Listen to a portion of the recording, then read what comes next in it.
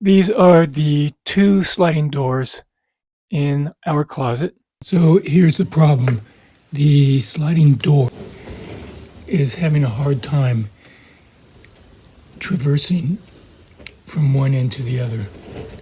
So we're going to go inside the closet and see what's going on. What's happened here is the screw head went through the saddle. See, there's the saddle right there, and the screw went through the saddle. It's not laying against the saddle. And since it's not on the saddle, the entire door fell down onto the track. This saddle is kind of bent, and that's how come the screw went through it. So what I have to do is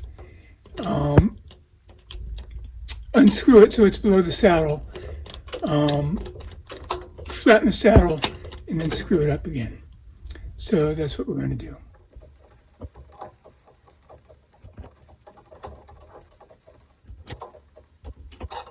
And we take these needle nose pliers here.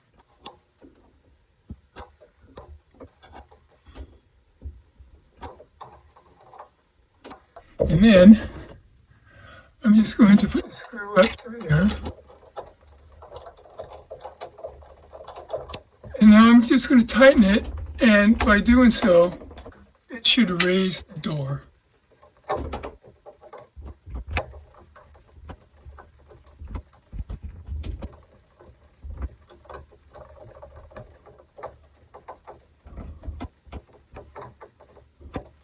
As you see, we've raised it quite a bit.